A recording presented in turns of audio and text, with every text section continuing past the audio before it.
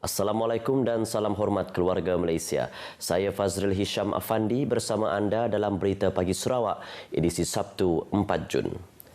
Budaya dan permainan tradisi masyarakat Iban seperti berpencak, kuntau, batak Lampung, berpantun, ngebau dan pelbagai lagi wajar dijadikan sebagai aktiviti semasa sambutan Gawai Dayak di Rumah-Rumah Panjang.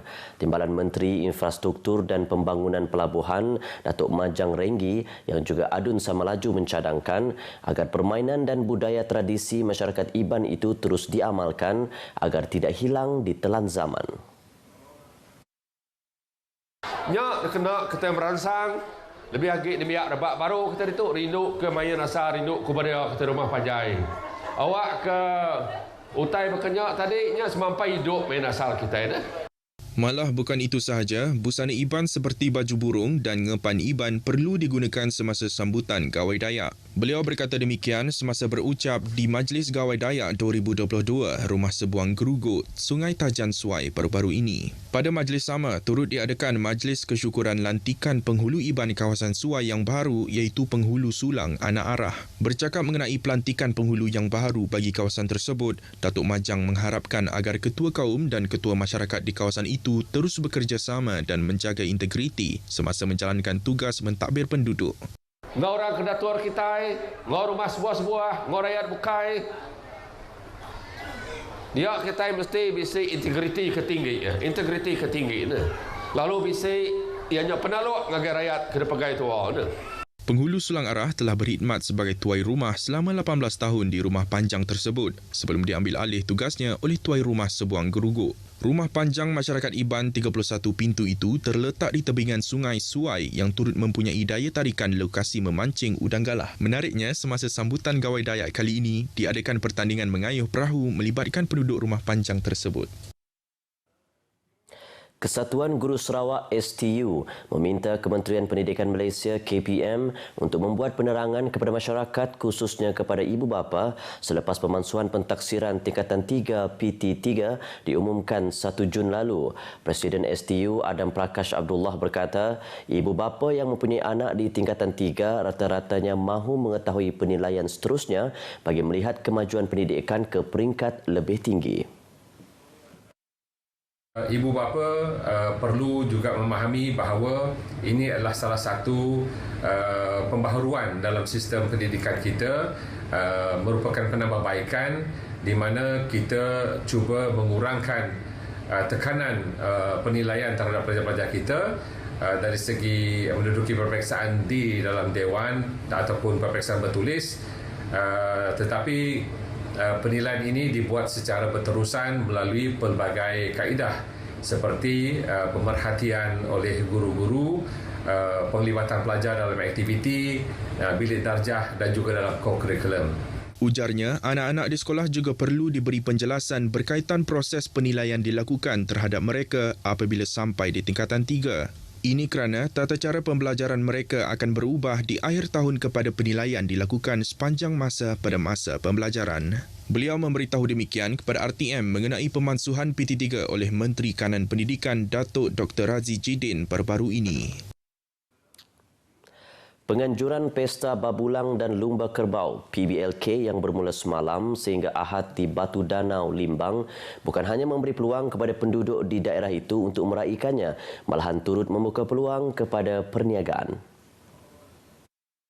Tinjauan RTM Limbang pada pesta itu mendapat reaksi positif dalam kalangan peniaga tempatan. Alhamdulillah lah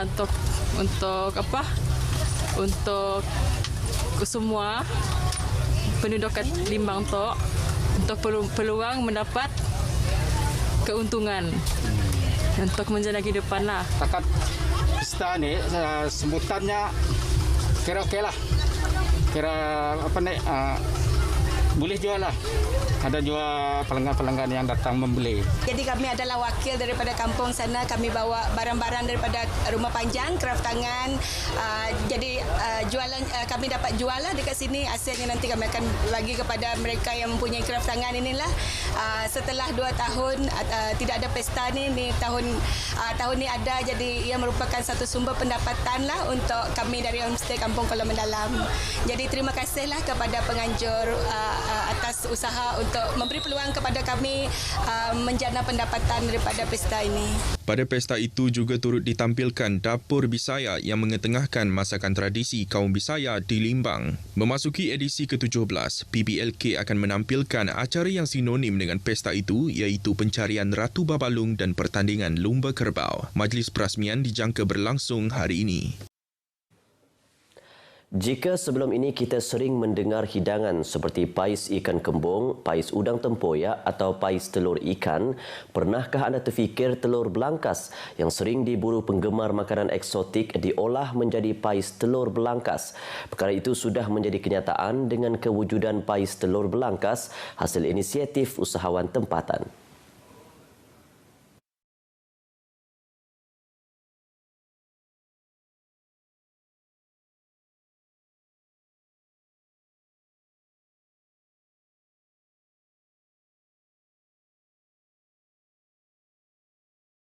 Dihasilkan oleh Mariani Ganti berusia 38 tahun dari Kampung Sungai Cina Sampadi Lundu sejak awal tahun 2020. Idea time kami makan pais ikan. Jadi why not lah kami nak mula pais telur belangkas nak sebab si pernah dipolah orang. Jadi tercetuslah idea yang kami mula. Menurut Mariani atau lebih mesra dengan sapaan Norli, beliau mula berjinak-jinak menjual pais telur belangkas melalui platform digital seperti media sosial selain mempromosi menu tersebut menerusi aplikasi WhatsApp. Pada awalnya, beliau tidak menyangka hidangan unik ini mendapat permintaan yang cukup positif terutama daripada peminat telur belangkas di sekitar Lundu, Kuching termasuk di Samarhan. Menurut Mariani, sejak menu tersebut dikeluarkan, beliau menerima tempahan yang tinggi sehingga terpaksa mengehadkan kuantiti yang dikeluarkan kerana kekurangan pembekal telur belangkas. Belangkas. Sebab belangkas tu ikut musim. Lepasnya nak cari yang bertelur ya mau orang yang pandai. Telur belangkas tu kami pun supplier pun memang ada dari kampung. Lepas dalam kampung nasi mencukupi baru kami akan pergi ke luar kampung di Kuching. Mariani berkata, lazimnya untuk menghasilkan 100 bungkus, beliau memerlukan 30 ekor belangkas yang mempunyai telur yang betul-betul berkualiti sesuai untuk dimasak. Katanya, untuk menghasilkan pais telur belangkas yang lazat berperisa pedas ini, perlu mengambil tempoh 5 jam bagi memastikan proses membersih telur dan rasa telur belangkas itu tidak hilang serta menepati selera pembeli walaupun apabila sudah dibakar dan dicampur dengan bahan-bahan lain seperti bawang merah dan cili kering. Selepas berperisa pedas, beliau ingin mencuba untuk menghasil pais telur belangkas dalam pelbagai variasi rasa mengikut cita rasa masyarakat setempat. Ditemui RTM di Festival Makanan Malaysia 2022 Nang Nyaman di Kuching, ibu tunggal kepada 4 orang cahaya ini berharap hidangan ini mampu menembusi pasaran ke luar negeri pada masa akan datang.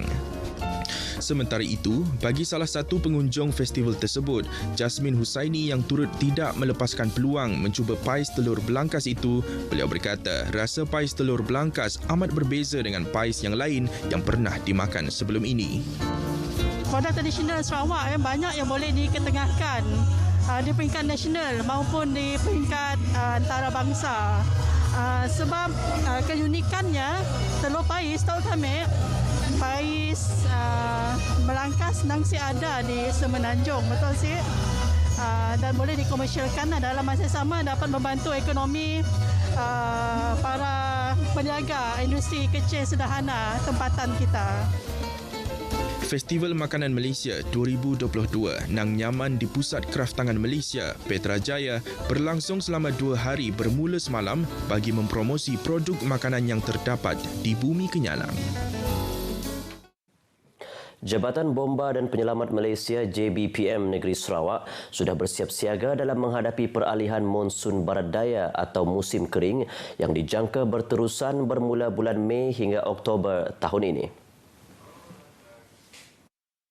Ketua Pengarah JBPM, Datuk Seri Muhammad Hamdan Wahid memberitahu beliau amat berpuas hati dengan tahap persediaan JBPM Sarawak dalam menghadapi sebarang kejadian kebakaran struktur, kebakaran hutan, kebakaran belukar, kebakaran pelupusan sampah dan kebakaran tanah gambut yang sering berlaku pada musim kering ini. Jelasnya, JBPM Sarawak mempunyai seramai 1,200 anggota bomba serta aset-aset yang mencukupi di seluruh negeri selain bekerjasama dengan pelbagai agensi-agensi seperti Lembaga Sumber Asli dan Alam Sekitar NREB dalam pemantauan kawasan-kawasan panas dengan menggunakan teknologi drone. Tambahnya, walaupun berpuas hati dengan jumlah aset-aset JBPM yang mencukupi, proses penambahan aset untuk Sarawak adalah berterusan berdasarkan peruntukan yang disediakan serta keperluan dari semasa ke semasa.